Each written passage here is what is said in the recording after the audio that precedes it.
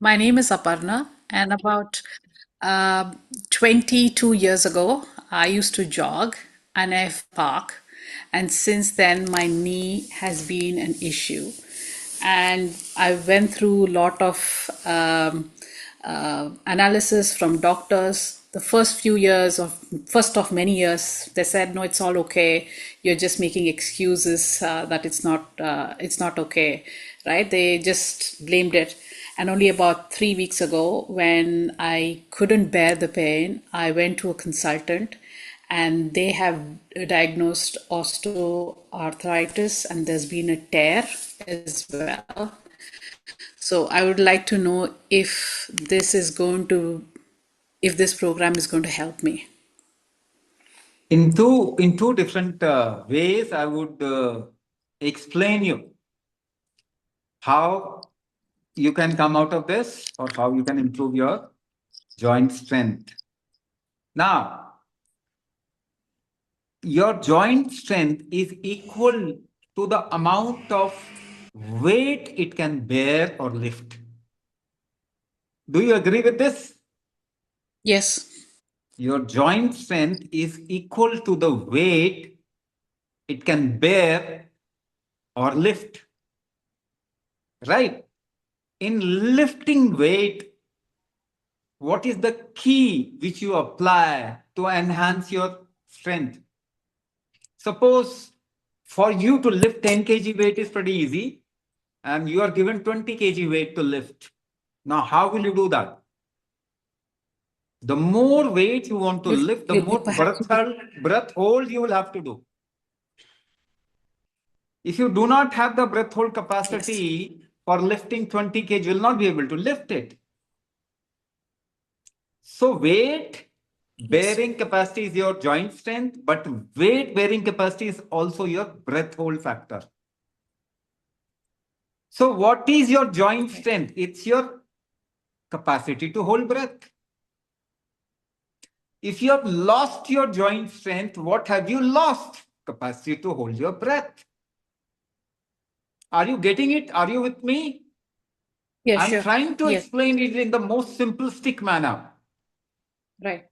which is also very much true to your experience. So, your experience is more real than the word you read in a book, Yes. right? So, your experience says that you need Hello. to hold your breath to lift a heavy weight or Yes. a weight which is little more than your capacity. So breath hold basically is your joint strength. हाँ तो Now you have lost your breath hold capacity, thereby you have lost your joint strength. Another example, another example. If you remember your grandfather, grandmother, if you remember your grandfather, grandmother, their weight bearing capacity, load carrying capacity was much more than you. Just go 3 generations back. They used to work in field and their weight carrying capacity, load carrying capacity was much more than you. In 3 to 4 generations, we have lost the weight carrying or weight bearing capacity of this body. So we have lost the joint strength. If you compare it with them, your joint strength is much weak. So if you have lost something, now going out to lift weight will not be easy for you at this point of time. But doing a breath hold will be possible and much easy for you. By doing the breath hold, you will be enhancing the joint strength. One thing, right? I explained it in one perspective, through one perspective, which is also in your experience, right? Yes. Meniscus tear or something, we got certain methodology or technology to peep into our body and we are creating ideas, but nobody is able to help the humanity. See, if your legs are weak, you are told not to use it. That means you use a wheelchair. But using a wheelchair will not make your joints strong, will not make your legs strong. So that is why I want you to look at is we have got ourselves into assisted living. If your kidneys are not functioning, you can't strengthen your kidney, you have to transplant it. If your heart is not functioning, you have to do a transplant or some kind of a external invasion inside your body. But that doesn't make your heart strong. Stents do not make your heart strong.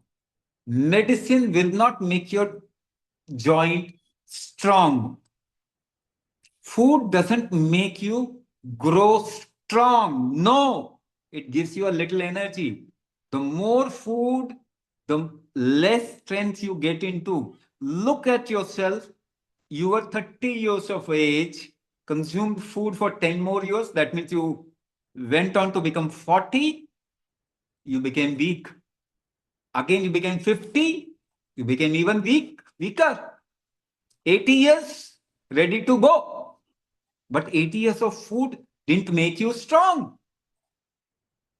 You would have become a superhuman at 80 years because you have consumed food for 80 years. But it made you weak. Right? So, whatever we are interpreting through whatever we have been taught may not be right. Look at life through your experience, and you'll find more ways to understand it rather creating an idea out of a book. So food cannot make you strong. Medicine has made humanity weak in the last 100 years. Not just weak, in fact, the weakness has got into our genetics.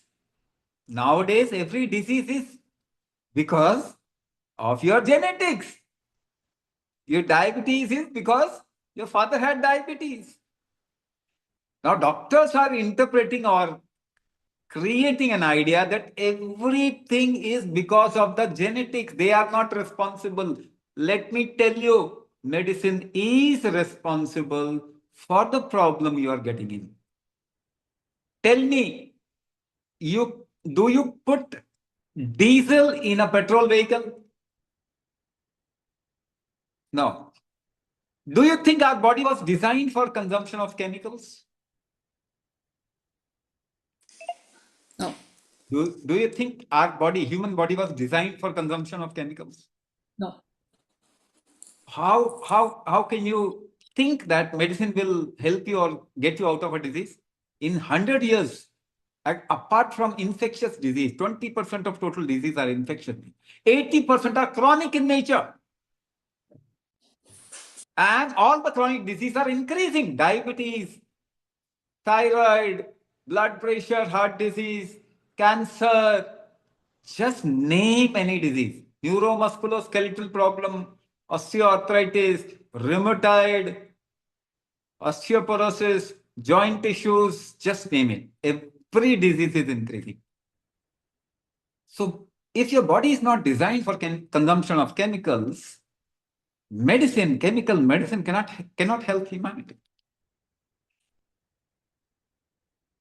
And you'll have to think a little. The time gap, that time window needs to be a little large, little long to understand how it is destroying humanity. You are just thinking short term. You take a painkiller, pain is gone, but cancer is on because it deviates your growth factor. Any painkiller that you take, any painkiller, antipyretic medicine, paracetamol, very simple name, paracetamol, diclofenac, aceclofenac, nimesulide, ibuprofen, just name it, any kind of steroid, they are all called as prostaglandin inhibitor. Prostaglandin is a growth factor of your body. If you deviate the growth factor, everybody is going to get into cancer. We have taken a project that everybody has to go become cancer. Every person needs to get into cancer. If you deviate the growth factor deviation is called as cancer. So that is why I said, have a bird's eye view of the world you are living in. You cannot think right if you are educated in a particular manner. You have to drop your education and see from your common sense and intelligence and experience. And you'll see whatever we are doing is not right. Second factor, second thing, regeneration. Neuromusculoskeletal problem, they are all degenerative disease. That means there is some part of your body which has degenerated. Now, let me tell you, the amount of food that you consume, how much percentage out of it your body is able to utilize is called as metabolic strength. Now, your ancestors used to utilize 70% of food that they used to consume, but you are able to utilize 30 to 40%. One of the reason is chemical medicine. The second reason is deviated food. The second reason is hybrid, inorganic, processed, genetically modified food that you are consuming. Body doesn't recognize these things. Your body has a recognition towards food. Your body recognizes your food. Every animal recognizes its food. Now, if you change the food, your body will not be able to recognize it. Thereby, it will not be able to utilize proper amount that you supply.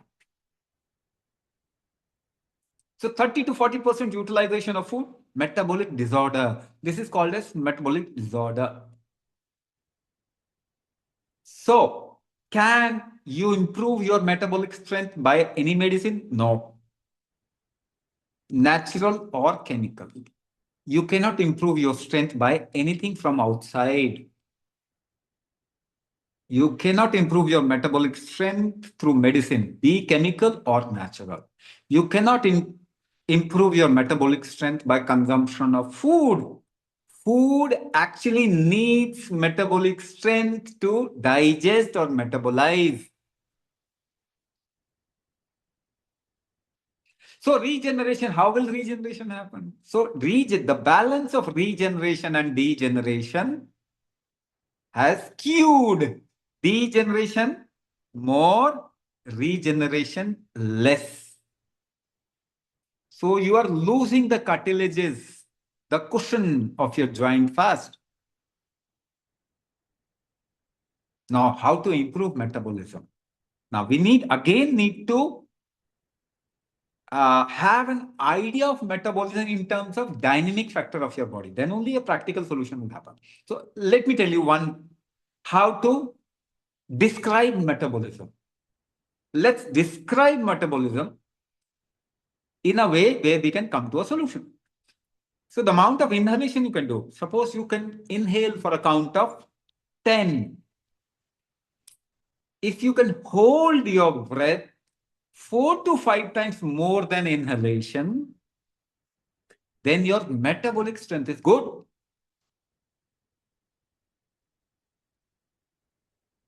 Now, if you do it, most of you will not be able to do. Or even if somebody is able to do, the person will be able to do it with difficulty. So, if you improve the breath hold capacity, your metabolism will improve. So, we did world's first scientific experiment. Another way to understand it. For any kind of recovery in your body, any kind of recovery, what do you need? What does this body need? It needs energy, yes or no?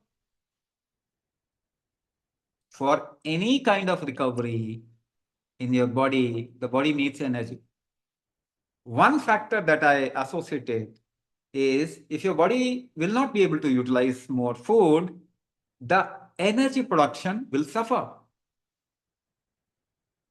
So if you compare yourself, just 50 years back, people 50 years back, your energy levels, the humanity's energy levels have gone down drastically. Now, in your body, there is a powerhouse of your body. Every cell has an organelle called mitochondria. You can go on Google and just search about mitochondria. Now, mitochondria health has deteriorated in the last 50 years drastically. We did the world's first experiment correlating kumbhak with mitochondria health. The world's first scientific experiment correlating mitochondria and kumbhak, and we found within 4 weeks of doing kumbhak, the mitochondrial health improved drastically. What it suggests practically for you is, the moment you start doing kumbhak, you'll feel more energetic.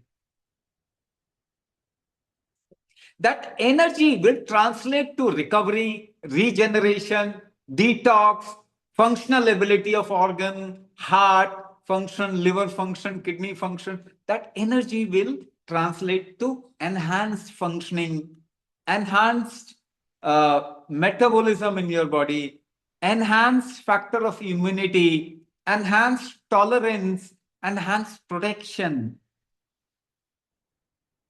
And that's how you will recover. You need the recovery, strength, and energy to recover.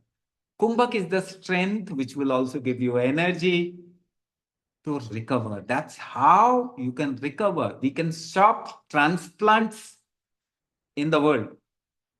Knee transplant is the only option you will be pushed towards.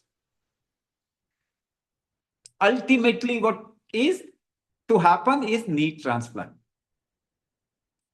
So today's dispensation, how they play, if your knee is not functioning, transplant, artificial knee. If your liver is not functioning, liver transplant. If kidney is not functioning, kidney transplant. Heart is not functioning, heart transplant. They can't correct anything. And you call it science. Improving the organ strength and function is not the responsibility of current dispensation of treatment. So you will be pushed towards assisted living, not health. Assisted living is what we are pushed towards. Assisted living is not health. So there is no project of creating health in the world. Every project is moving towards assisted, making a person go towards assisted living. Maybe 30 years down the line, you will have 50% of your organs all artificial. You cannot call it creating health. Right? So doing kumbhak, it will improve the joint strength. It will improve the regeneration factor of your body. And you will see, you will reach to a certain level of health from wherever you are. Everybody will go towards regeneration, rejuvenation, and strength.